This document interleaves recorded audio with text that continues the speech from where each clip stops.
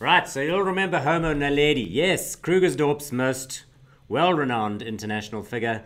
I'm talking about that little hominid found in the cradle of mankind out there by Professor Lee Berger from Wits in 2013. Well, he's back in the news this week.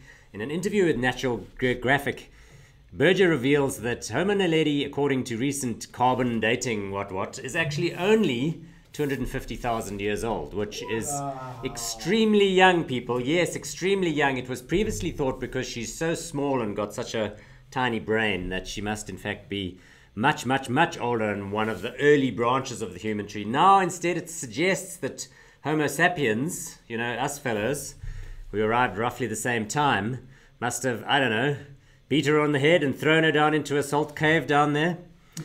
So this all just goes to show that spates of violence and bad behavior are not entirely new to the western side of Johannesburg. Right, so 80s girl band from the UK, Bananarama, are getting back together. Wow, that's hugely exciting, particularly for people like me who were alive in the 1980s. Well, remember, that band was just incredibly huge. I'm going to show you what they looked like back then. Oh, the hairdos. Man, what a look. But they were huge, with songs that were like Cruel Summer, that one you got to remember, and Shy Boy, and so on and so forth. In any event, people are rolling out the puns right now. The newspaper story, for example, headlined, Bananarama split is over. That's not bad, you know. Banana split.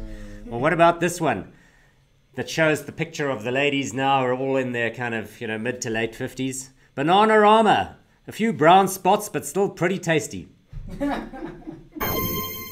Right, there's a US-based company called Smithfield, which is a world leader in pig production and general slaughterhousing. So yeah, they manufacture meat products, put them into prepared meals, as well as chopping them up into supermarket-sized portions.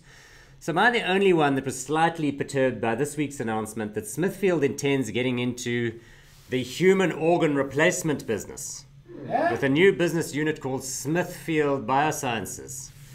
Yes, that's right. They plan to be involved with cutting-edge initiatives, that's probably a bad joke, as well as tissue fabrication, regenerative medicine, human organs, manufacturing processes for organ development. Look, I think this is a little bit too close for comfort. There's pig organs that might be left over from the meat production side of the business that could be available for human transplantation, I suppose, or maybe the human organs could be, available for the pie production side of the business.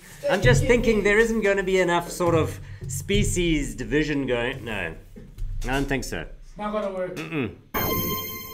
There is a pub in Australia, the city of Newcastle in northern New South Wales, which is for sale. The owner, James, said, and not getting much interest, so he decided to revert to an old news sneaky trick. We've seen this sort of thing before. He's launching a raffle, a lottery, basically. The idea is if you buy a $25 Aussie ticket, you get entered into the draw, and if you win, you get the pub and a 30,000 Aussie dollar cash bonus, bounty. Of course, here's the trick.